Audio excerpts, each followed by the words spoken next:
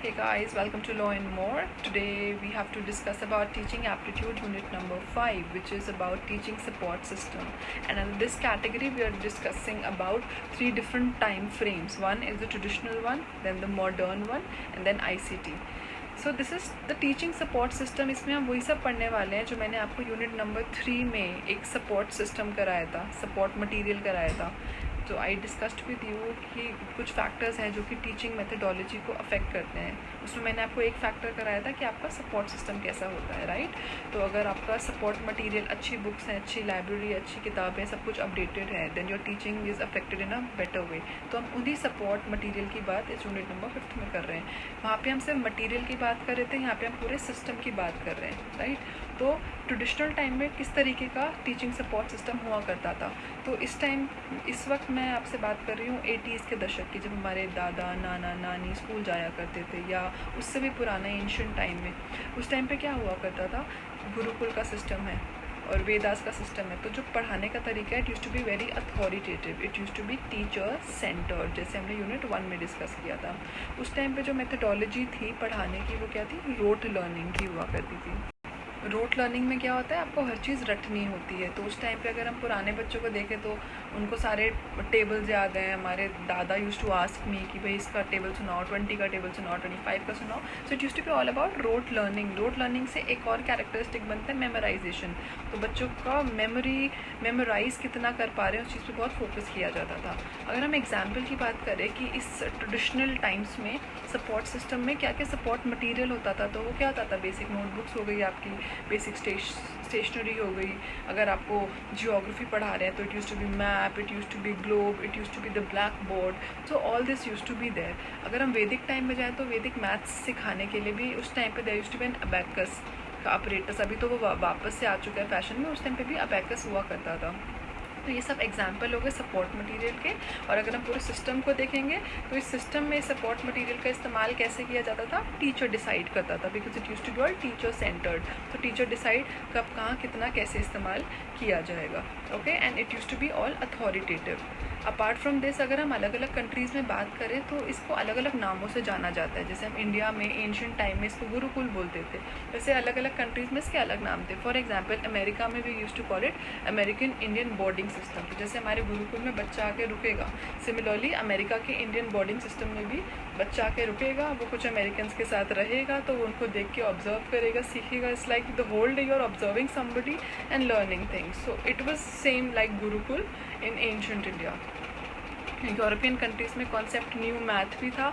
इसमें भी traditional teaching support system था. इसमें क्या होता था कि कुछ मैथ के फॉर्मूले हैं जो बच्चे को रटवाए जा रहे हैं, जब तक वो उसको रटेगा नहीं तब तक वो आगे के क्लासेस में प्रमोट नहीं होगा.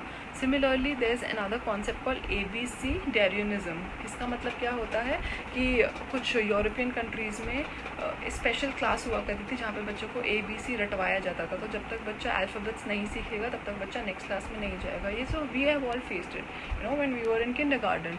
पहले आप ABCD जब तक नहीं सीखोगे आप आगे प्रमोट ही नहीं होगे. So same concept. So traditional is basically you रटोफाई everything, that's called rote learning. You memorize everything, you have the fear of the teacher, and then what are the things that you're using, your book, your notebooks, your blackboard, and the basic things, the most basic things जो कि आप imagine कर लेना जो हमारे parents ने या हमारे ग्रैंड पेरेंट्स ने अपने स्कूल्स में इस्तेमाल की होगी.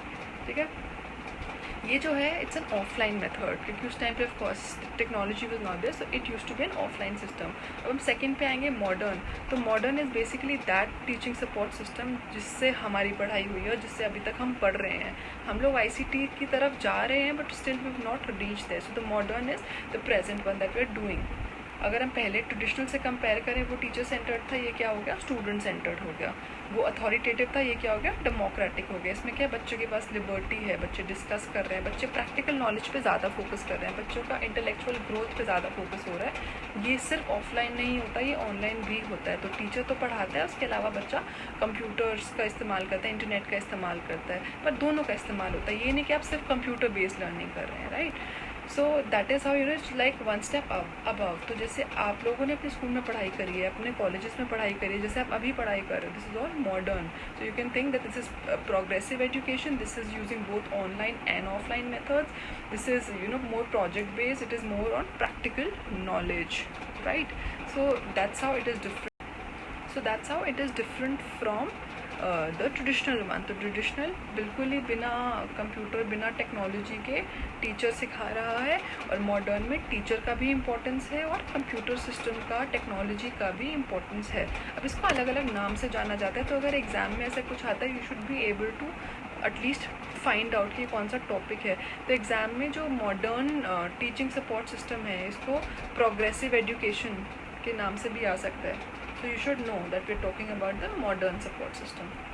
ओके इसमें सब चीज़ें आ गई. तो जो जो चीज़ें आप ट्रेडिशनल में इस्तेमाल कर रहे थे उन सब का इलेक्ट्रॉनिक वर्जन इसमें आ गया. जैसे आप ट्रेडिशनल में आप सेम मैप इस्तेमाल कर रहे थे, मॉडर्न में आप ई मैप्स गूगल मैप्स इस्तेमाल कर रहे हो. वहाँ पे आप ब्लैक बोर्ड इस्तेमाल कर रहे थे, अब आप वाइट बोर्ड और प्रोजेक्टर्स इस्तेमाल कर रहे हो. Okay so that's how it is. Audio visual आ गया, ऑनलाइन डिक्शनरी हो गई, ये सब चीज़ें आपकी आ गई मॉडर्न में. अब हम आईसीटी में आते हैं तो आईसीटी को एक लेवल अलग ले जाओ. वो टीचिंग जो solely computer and technology based है. What is ICT? It's information technology and communication. Okay it's information and communication technology, इन दोनों को मिला के हम बोलते हैं आईसीटी. तो ICT is something which is purely online. तो traditional offline, then online offline, and then totally online. तो इसके बारे में आप सब कुछ लिख सकते हो, ये भी मैं आपसे डिस्कस कर चुकी हूँ आई थिंक यूनिट 1 या 2 में. सो इसमें क्या होता है, ऑनलाइन ऑफलाइन का डिफरेंस हमने किया था ना. तो ऑनलाइन टीचिंग इज़ बेसिकली जहाँ पे टीचर और लर्नर के बीच में स्पेस होता है. So there is no proximity of time and space. आप कहीं और बैठे हो, मैं कहीं और बैठी हूँ. It can be a pre recorded lecture, it can be something like स्वयं, कि आप इंटरनेट पे जैसे आपने लॉग इन किया और आपके पास रिकॉर्डेड लेक्चर्स हैं, आप उनको देख रहे हो, आप उनको सीख रहे हो.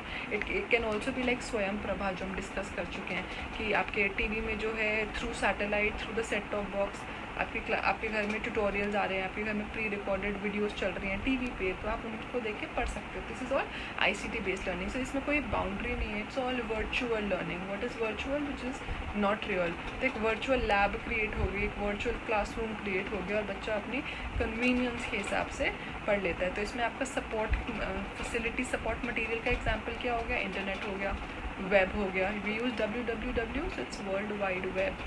We need internet, we need technology. So these are all the things. अब आईसीटी के कुछ एग्जाम्पल्स हैं, आईसीटी सिस्टम के कुछ एग्जाम्पल्स हैं, आपको उनकी फुल फॉर्म पता होनी चाहिए. तो मैं आपको बता रही हूँ, आप साथ साथ लिख लीजिएगा. और अगर आपको नोट्स चाहिए you can just write to me. So when I mention in the description about the video, I also talk about my Instagram and Facebook ID. You can just drop me a message, I will give you the notes. So first example of ICT support method is teacher directed learning, that's called TDL. तो जब आप ICT online method से पढ़ रहे हो लेकिन वो teacher focused है तो उसको बोलेंगे TDL, that's teacher directed learning. उसका ऑपोजिट अगर ऐसी जो ऑनलाइन पढ़ाई हो रही है वो लर्नर डायरेक्टेड है तो वो क्या होगी? LDL, that's learner directed learning. ठीक है. तीसरा एग्जाम्पल हो गया OER, जिसको हम बोलते हैं ओपन एजुकेशनल रिसोर्सेज.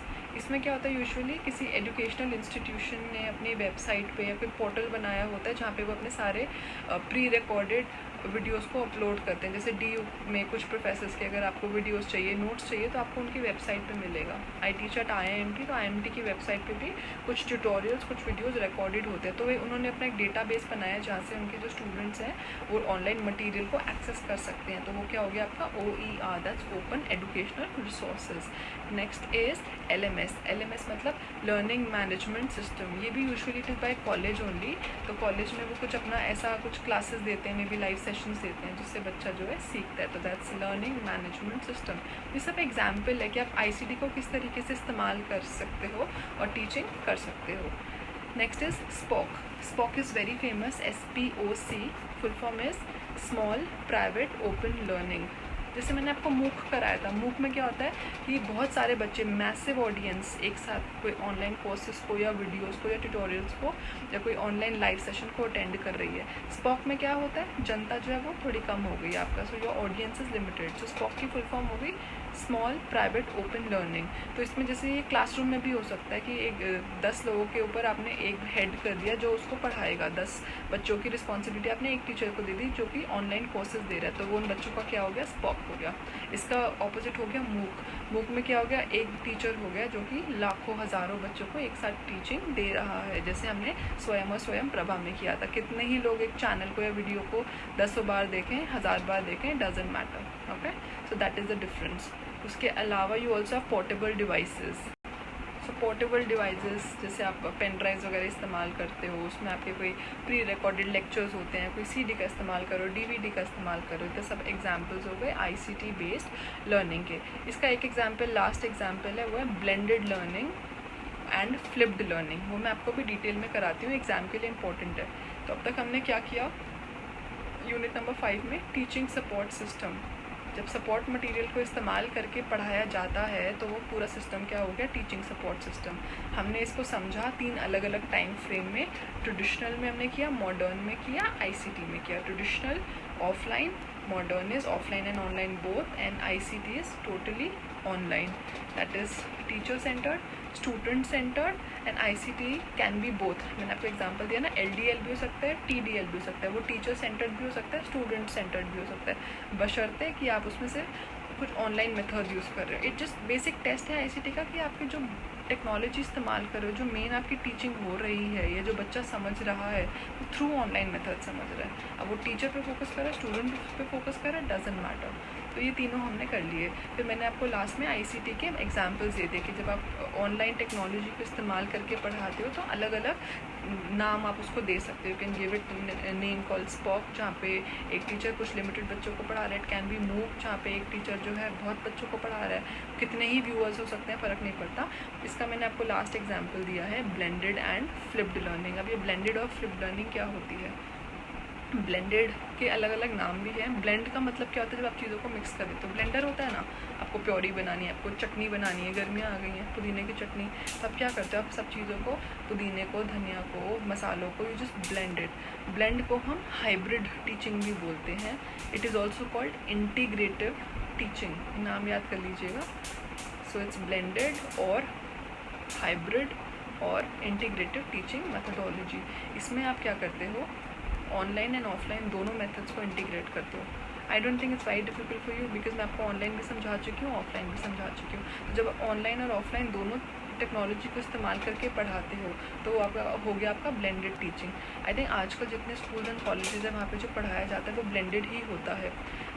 एक क्लासरूम में क्या, ये होगा वाइट बोर्ड, ये होगा प्रोजेक्टर, टीचर के पास लैपटॉप्स भी हैं अब तो उसमें आपके पास इंटरनेट फैसिलिटी भी है, तो आप नॉर्मल लेक्चर भी दे रहे हो और साथ साथ आप टेक्नोलॉजी का भी इस्तेमाल कर रहे हो, ठीक है। तो ये ब्लेंडेड टीचिंग हो गई। It's like I am teaching, तो मैंने मेरे बुक से एक पैराग्राफ समझा दिया, फिर मैंने क्या किया, उसी के ऊपर एक वीडियो प्ले किया है, मैंने एक पीपीटी बच्चों को दिखा दी। तो what am I doing, while I'm giving offline lecture, I'm also using technology at the same time, and using those online lectures I'm trying to make students understand the concept better. So it is the blended learning.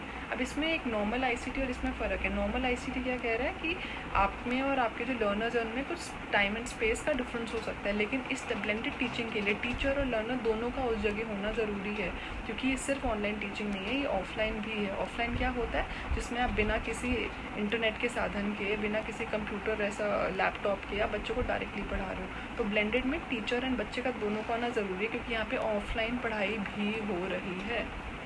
So physical presence is needed. इसके advantages disadvantages आप कर सकते हैं। Advantage ये है कि बच्चे को बेहतर समझ में आएगा, जो बच्चे को ऑफलाइन में मज़ा नहीं आता वो ऑनलाइन में इंटरेस्ट लेके चीज़ों को समझ सकता है। प्रॉब्लम ये है कि अगर टीचर को ज़्यादा कंप्यूटर की लिटरेसी नहीं है, आईटी में बहुत अच्छा नहीं है, तो वो शायद इतना अच्छा लेक्चर डिलीवर नहीं कर सकता। लास्ट जो है पूरे इस यूनिट का topic, that is called the flipped learning. Flip का मतलब क्या होता है, उल्टा पुल्टा, ठीक है, पलटा हुआ। इसको हम इन्वर्टेड लर्निंग भी बोलते हैं, पेपर में इन्वर्टेड लर्निंग भी आ सकता है। इसमें क्या होता है, थोड़ा सा डिफरेंट होता है। बाकी सब में हम क्या कर रहे हैं, ऑनलाइन या ऑफलाइन मेथड से बच्चे को पढ़ा रहे हैं। इसमें हम डिफरेंट, इसमें हम क्या करते हैं, बच्चे को पहले ही हम कोर्स मटेरियल दे देते हैं थ्रू ऑनलाइन मीन्स। मैंने बच्चे को मेल कर दिया, ठीक है, या मैंने बच्चे को ट्यूटोरियल या अपने रिकॉर्डेड वीडियो भेज दिया। बच्चा क्या करेगा, उसको पूरा प्रिपेयर करेगा, उसके बाद वो क्लास में आएगा। इसमें भी ऑनलाइन ऑफलाइन बोथ है। तो बेसिक मेहनत जो है वो बच्चे की हो गई। यूजुअली क्लासरूम में क्या होता है, टीचर जो है एक नया टॉपिक को इंट्रोड्यूस करता है, पढ़ाता है, उसके बाद बच्चा घर जाके उसको और पढ़ता है ऑनलाइन मेथड से, उसके बारे में रिसर्च करके किताबों से। लेकिन इसमें बच्चा पहले ही ऑनलाइन मटेरियल घर से पढ़ के आएगा। क्लासरूम में सिर्फ और सिर्फ क्या होगा, उस पर थोड़ी सी और बहस होगी और डिस्कशन होगी, उस पर क्विज हो सकते हैं, ताकि उस टॉपिक की अंडरस्टैंडिंग थोड़ी सी और डीपर हो जाए। That's it. So basic homework has to be done by the student. ये भी एक तरीके की ब्लेंडिंग लर्निंग है, क्योंकि इसमें ऑनलाइन भी हो रहा है, ऑफलाइन भी हो रहा है। तो बच्चा घर से क्या कर रहा है, ऑनलाइन पढ़ के आ रहा है, क्योंकि आपने उसको मटेरियल भेजा था और क्लास